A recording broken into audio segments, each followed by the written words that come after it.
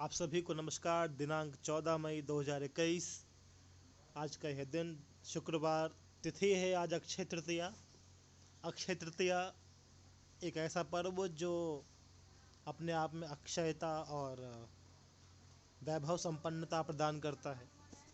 आप सभी को इस पर्व की बहुत बहुत शुभकामनाएं पूरे विद्यालय परिवार की तरफ से। आज का जो टॉपिक है हमारा वह है metal deficiency defect. Last turn पर यानी कि कल 13 मई 2021 को हमने जिस विषय को देखा वो विषय था metal access defect. Metal access defect शब्द पे जाइए। मेटल मतलब धातु, एक्सेस मतलब अधिकता, डिफेक्ट मतलब दोष। एक ऐसा डिफेक्ट जो मेटल की अधिकता से होता हो उसे कहेंगे मेटल एक्सेस डिफेक्ट। और मेटल डिफिशियंसी डिफेक्ट वो क्या है? मेटल मतलब वही धातु, डिफिशियंसी मतलब कमी, और डिफेक्ट मतलब अधिक, डिफेक्ट मतलब दोष। 2 मिनट के लिए मैं रिवीजन करूंगा आपका कि मेटल एक्सेस डिफेक्ट एक्चुअल में क्या था। अगर बात करें मेटल एक्सेस की तो आप एक चीज़ समझ सकते हो क्लियरली, वो ये कि वहाँ पर क्या हुआ था, मेटल का जो नंबर है, जैसे आपने NaCl में देखा था कि NaCl को हमने हीट किया।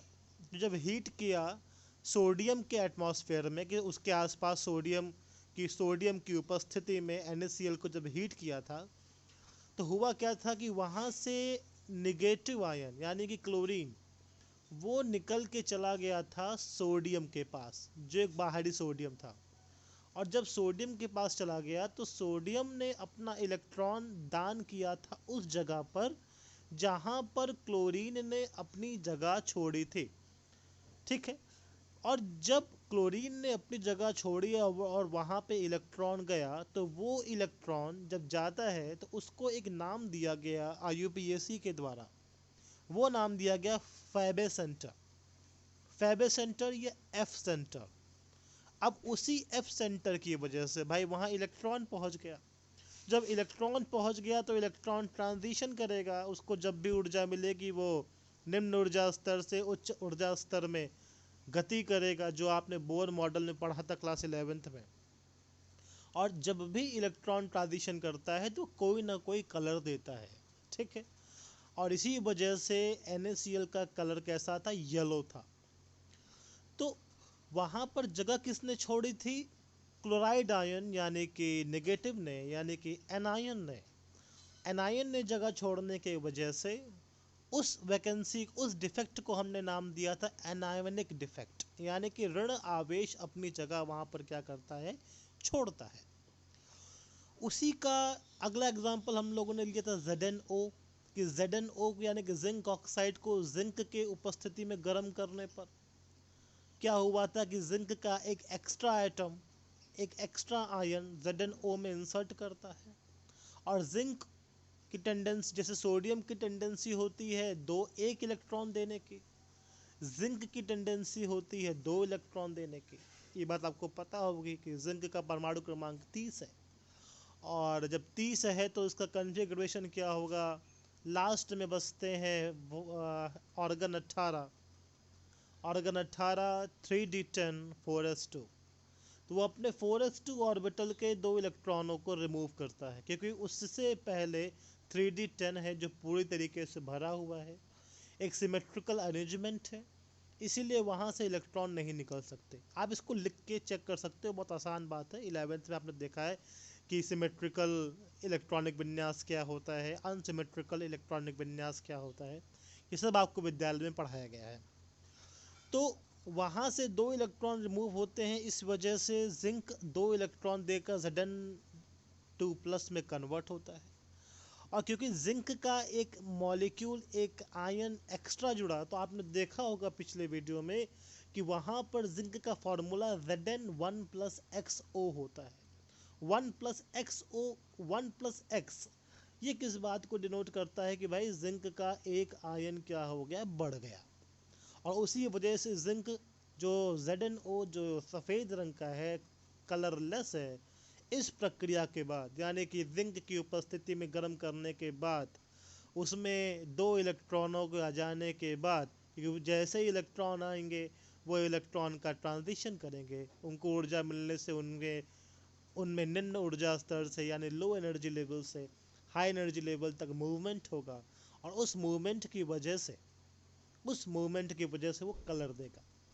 इसीलिए ZnO एक कलरफुल कंपाउंड है।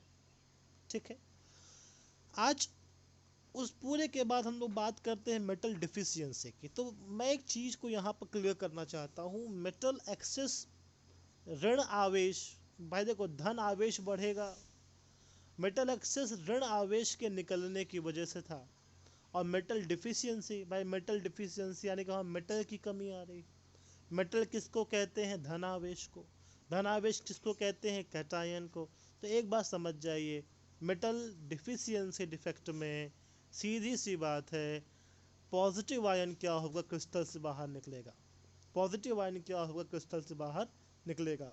और जब पॉजिटिव आयन निकलेगा तो जाहिर सी बात है कैटायन बाहर निकलेगा, और कैटायन निकलेगा तो वहाँ जो वैकेंसी बनेगी वो कैटायन की वजह से बनेगी। नाम पे जाओ ना, कंफ्यूज मत हो। मेटल डिफिशियंसी डिफेक्ट कह रहा है यार, वो मेटल डिफिशियंसी मतलब ही हो गया कि वहाँ से मेटल यानी कि पॉजिटिव चार्ज यानी कि कैटायन, वो कैटायन क्या होगा? अपनी जगह छोड़ करके बाहर जाएगा। और जब कैटायन अपनी जगह छोड़ करके बाहर जाएगा, कैटायन की कमी आएगी, तो वैकेंसी किसकी वजह से होगी? खाली स्थान किसकी वजह से होगा? कैटायन की वजह से होगा। इतनी सी बात है, इतने में कोई दिक्कत तो नहीं। अब आज की वीडियो को आगे प्रोसीड करते हैं। This defect may arise due to cationic vacancies. ठीक, ये कैटायनिक वैकेंसीज की वजह से होता है। अब यहाँ पर आप एक चीज़ देख सकते हो, ये एक पूरा क्रिस्टल लैटिस है। यहाँ पर भाई जैसा कि नाम है मेटल डिफिशियंसी डिफेक्ट, जैसा कि क्या है इसका नाम है मेटल। मेटल मतलब क्या? बार बार रिपीट कर दे रहा हूँ मैं। मेटल मतलब क्या? Positive charge. पॉजिटिव चार्ज मतलब क्या? कैटायन। कैटायन डिफिशियंसी मतलब क्या? कमी। कमी कब होती है? जब कोई चीज़ बाहर निकलती है।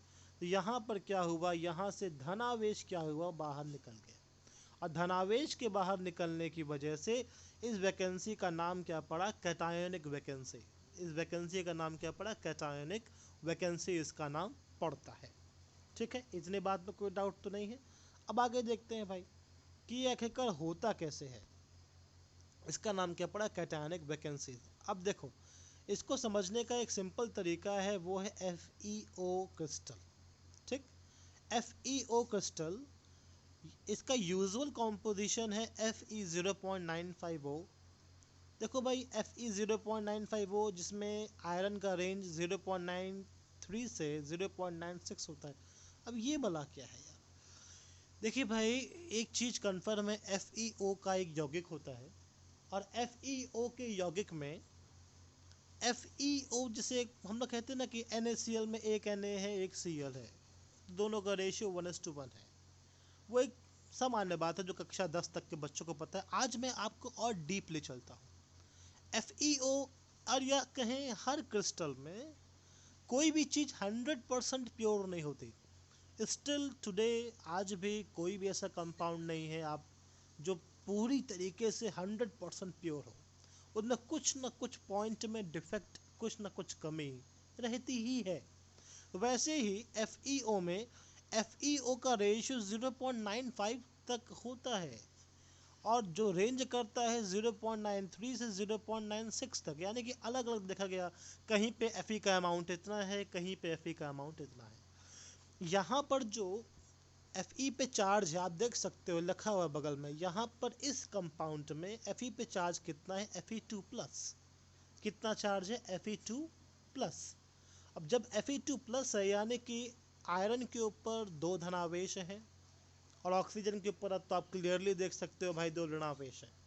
ठीक, तो यहाँ पर होगा क्या कि अगर ये देखा गया है कि Fe2+ के स्थान पर आता है यहाँ पर Fe3+, और जैसे ही Fe3+ आता है, Fe2+ के मॉलिक्यूल यहाँ से क्या होते हैं? बाहर होते हैं। देखिए फिर समझाता हूँ मैं।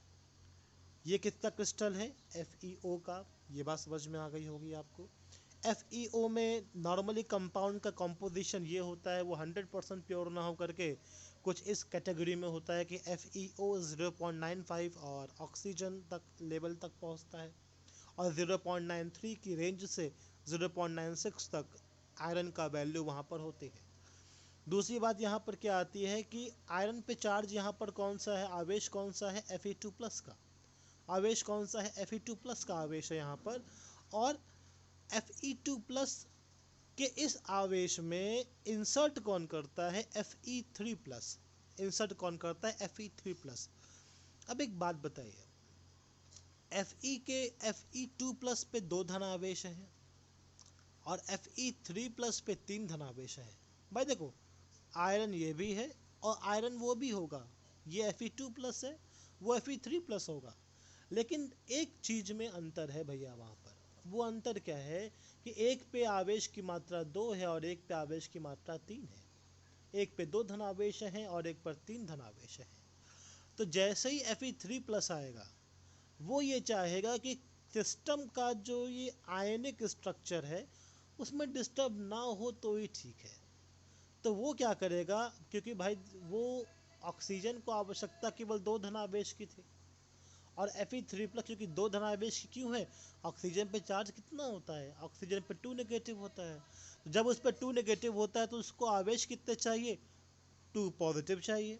जब उसको 2 पॉजिटिव चाहिए तो सीधी सी बात है, अगर Fe3 आएगा, Fe3+ आएगा तो वो एक धनावेश एक्स्ट्रा लेकर आ रहा है, और अगर वो एक धनावेश एक्स्ट्रा लेकर आ रहा है तो कंपाउंड में आयनों का संतुलन बना रहे। उस वजह से क्या होगा, एक Fe2+ अपनी जगह क्या करेगा, छोड़ेगा।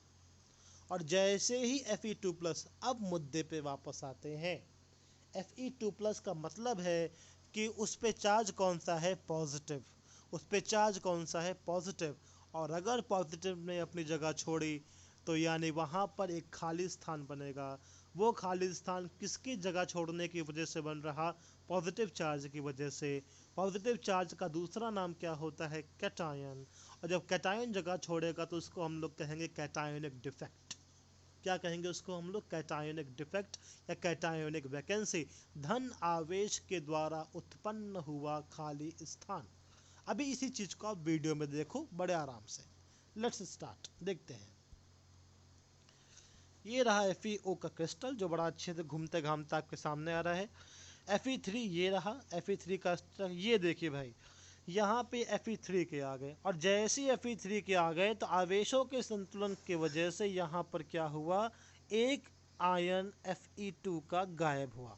अब यहाँ पर एक बात मैं और क्लियर करना चाहता हूँ। देखिए, आवेश संतुलन है वो तो ठीक है, आप पढ़ के आ रहे हो नॉन स्टॉकियोमेट्रिक, तो कंफ्यूज मत होइएगा।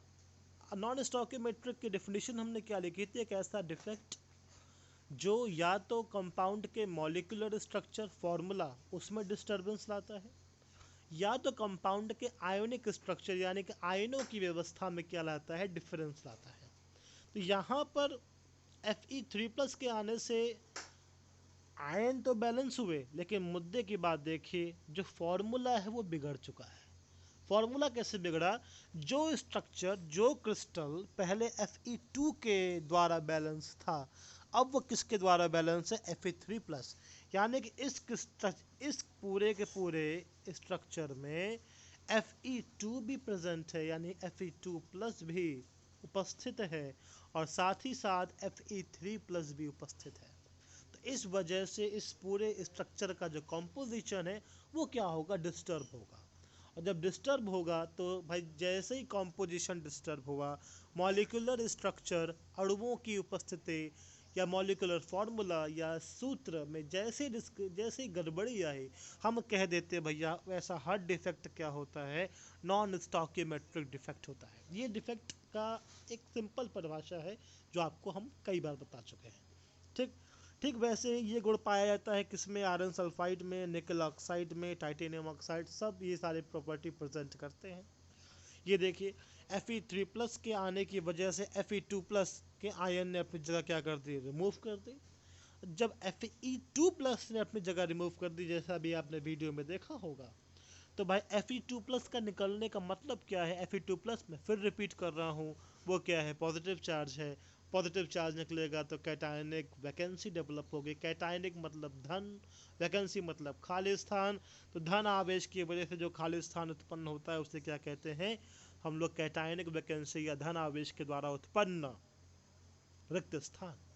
अब भाई टॉपिक को ख़त्म करते हैं एक अंतिम लाइन से, वो ये कि भाई यहाँ से मेटल निकल के बाहर गया। मेटल यानी कि आयरन 2+, Fe2+ निकल के बाहर गया। तो Fe2+ के निकलने से, मेटल के निकलने से इसका नाम क्या पड़ गया? Metal deficiency defect. इसका नाम क्या पड़ गया? Metal deficiency defect. इसका नाम क्या पड़ गया? Metal deficiency defect. इतने में कोई दिक्कत तो नहीं? आगे बढ़ते हैं भाई, आगे का वीडियो लेके चलते हैं। ये इसके 3 एग्जाम्पल हुए, वो सब भी ये काम या ये प्रक्रिया रिप्रेजेंट करते हैं। अब आज इस टॉपिक का लास्ट है जिसको हम लोग कहते हैं लाइन डिफेक्ट। भाई पॉइंट डिफेक्ट के 2 प्रकार थे, लाइन और ठीक लाइन। अब देखो डिफेक्ट के 2 टाइप थे, आपने देखा था इससे पहले। डिफेक्ट के 2 टाइप है यहाँ पर। अगला टाइप कौन सा यहाँ पर? वो है,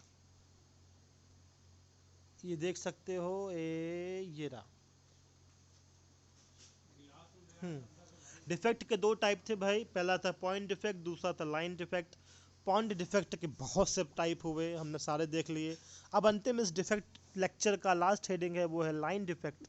लाइन डिफेक्ट देखो, मैं आपको एक चीज़ बता दूं, लाइन डिफेक्ट होता क्या है यार? लाइन डिफेक्ट यानी जैसे जब कोई क्रिस्टल हो, भाई पॉइंट डिफेक्ट में क्या होता है, उसका कोई एक एटम, कोई एक आयन वो निकल के, आप पूरा पॉइंट डिफेक्ट के जितने टाइप हैं सब पढ़ लो, वहाँ पे आप एक ही चीज़ देखोगे कि कोई एटम, कोई आयन वो निकल के चला गया। तो भाई कोई एटम, कोई आयन, कोई मॉलिक्यूल निकलता है, इसीलिए उसका नाम पॉइंट पड़ता है। क्योंकि आपने इस वीडियो सॉलिड स्टेट के स्टार्टिंग में देखा था कि यूनिट सेल में इन्हीं एटम, आयन, मॉलिक्यूल को पॉइंट नाम दिया गया है। तो उसको हम लोग ना कहते हैं पॉइंट डिफेक्ट। लाइन डिफेक्ट क्या होगा? जब पूरी की पूरी लाइन गायब हो जाए भैया, लाइन नाम पे जाओ, जब पूरी की पूरी लाइनें का हो जाए, क्रिस्टल की गायब हो जाए, या तो पूरी की पूरी लाइन गायब हो जाए, या तो पूरी की पूरी लाइन में क्या आ जाए, कोई ना कोई अव्यवस्था आ जाए। कोई ना कोई क्या आ जाए? अव्यवस्था, मिस अरेंजमेंट। मिस अरेंजमेंट मतलब कहते हैं चीज़ों में गड़बड़ी आ जाना। तो पॉइंट क्या था? केवल एटम के निकलना था, 1 2 3 एटम निकल गए, कुछ एटम निकल गए। लाइन डिफेक्ट क्या है कि क्रिस्टल में पूरी की पूरी लाइनें गड़बड़ हो जाएगी, पंक्तियाँ गड़बड़ हो जाएगी पूरी की पूरी, उसको कहते हैं लाइन डिफेक्ट। क्या कहेंगे उसको? Line defect. ठीक, अब आगे बढ़ते हैं इसमें। ये देखिएगा, इसके आप यहाँ पे एक पूरा फिगर देख रहे हो, ये देखो, ये जो लाइन सीधी आ रही थी ये पूरी की पूरी चेंज हो गई। यानी कि एक नाम आ रहा है miss alignment of particle. Miss alignment का मतलब क्या होता है कि कंपोनेंट का जो अरेंजमेंट है वो क्या हुआ? डिस्टर्ब हुआ। भाई देखो, ये पूरा अरेंजमेंट क्या हो रहा है, यहाँ से चेंज हो रहा है। ये पूरा अरेंजमेंट यहाँ से क्या हो रहा है? चेंज हो रहा है। और यहाँ पे देखिए, यहाँ पे जो पूरी लाइन है वो क्या हो गई? गायब हो गई। यहाँ पे ये पूरी लाइन क्या हो गई? गायब हो गई। तो जैसा मैंने अभी कहा था, लाइन डिफेक्ट क्या है? वहाँ पर 1 या 2 एटम नहीं डिस्टर्ब करते, पूरी की पूरी लाइनें गड़बड़ हो जाती, पूरी की पूरी पंक्तियाँ गड़बड़ हो जाती है। जैसे आप लोग वंदे मातरम में खड़े होते हैं, पंक्ति गड़बड़, वंदना व्यवस्था में पंक्ति गड़बड़, ठीक वैसा ही यहाँ पे कोई ना कोई एक एटम नहीं जाता, पूरा का पूरा जो पंक्तियाँ है, पूरी की पूरी जो लाइन है वही गड़बड़ हो जाती है। तो जब ऐसा किसी क्रिस्टल में होता है, और इसका होने का रीज़न वही है कि इसको अधिक तापमान मिल जाए या बहुत दाब मिल जाए, कोई केमिकल रिएक्शन हो जाए, तो उसकी वजह से उसमें मॉलिक्यूल में डिस्टर्बेंस आ जाता है। तो उसका रीज़न वही है जो पॉइंट डिफेक्ट का था। तो जब पूरी की पूरी लाइन में ही गड़बड़ी आ जाए तो उसी को हम लोग क्या कहते हैं? Miss alignment of particles. Miss alignment मतलब क्या होता है? मिस मतलब डिस्टर्बेंस, अलाइनमेंट मतलब क्या होता है कि जब क्रिस्टल में मॉलिक्यूल का स्ट्रक्चर एक निश्चित पंक्ति में डिस्टर्ब हो जाए। अब देखो, एक चीज़ यहाँ पर क्या है, यहाँ पे पूरी की पूरी लाइन ही गायब हो गई है, यहाँ पे पूरी की पूरी लाइन क्या हो गई है? गायब हो गई है। ठीक, अब देखिएगा यहाँ पर अगला, presence of vacancies along a line. यानी कि अगली चीज़ यहाँ पे क्या आती है लाइन डिफेक्ट में? वो ये आती है कि उस पूरे क्रिस्टल में जो एक सिस्टमेटिक लाइन ऑफ एलिमेंट है वो पूरा का पूरा क्या हो गया, गायब हो गया। वो पूरा का पूरा क्या हो गया, गायब हो गया। ये देखो लिख क्या है, presence of vacancies along a line, यानी कि यहाँ तक तो एलिमेंट थे क्रिस्टल में, लैटिस में। ये क्या है, क्रिस्टल लैटिस है। यहाँ तक तो एटम थे, लेकिन उसके बाद पूरी की पूरी पंक्ति क्या हो गई, गायब हो गई। तो एक लाइन में सब कुछ हुआ, एक पंक्तिबद्ध तरीके से ऐसा हुआ, इसीलिए इसको हम लोग नाम क्या देते हैं, लाइन डिफेक्ट। इसी के साथ आज का जो हम लोग का ये डिफेक्ट टॉपिक है ये समाप्त हो जाता है। अब इस चैप्टर में बचेगा इलेक्ट्रिकल कंडक्टिविटी, और उसमें आप देखोगे कंडक्टर, सेमीकंडक्टर, इंसुलेटर क्या होते हैं। उसके बाद देखोगे उसमें आप P type N type conductor, और P type N type conductor के साथ ये चैप्टर समाप्त हो जाएगा। उसके बाद एक लेक्चर हम लेंगे इसके न्यूमेरिकल्स का, कि क्या क्या न्यूमेरिकल बोर्ड में अब तक आए हैं, क्या क्या सवाल बोर्ड में आया है, उसको देख लेंगे एक बार। और फिर तुरंत शुरू करेंगे हम लोग अगला चैप्टर, वो भी इसी तरह पूरी मेहनत से पढ़ा जाएगा। मेरा आप सबसे एक विनम्र आग्रह रहेगा कि इस पूरे वीडियो को आप बार बार देखें। नोट्स आपकी प्रेजेंटेशन के फॉर्म में लगभग बन के तैयार है। मैं जल्द से जल्द उसको भेजने की पूरी कोशिश करूँगा, ताकि आपका रिवीजन हो जाए। और इस चैप्टर के ख़त्म होते ही ये मेरा सोचना है कि मैं और बाकी सारे टीचर्स जो केमिस्ट्री के हैं वो इस चैप्टर का एक छोटा सा टेस्ट ले ले आधे घंटे का, ताकि हमको आपकी पूरी जानकारी मिल सके। और ध्यान रहिएगा, आने वाले टेस्ट में जो इस चैप्टर का होगा सभी की अटेंडेंस मस्ट है, ठीक है, उसमें कोई लापरवाही नहीं होनी चाहिए। तो आज के लिए इतना ही। आपका दिन मंगलमय हो। कल हम लोग कंडक्टर्स के बारे में पढ़ेंगे कि सेमी कंडक्टर क्या होता है।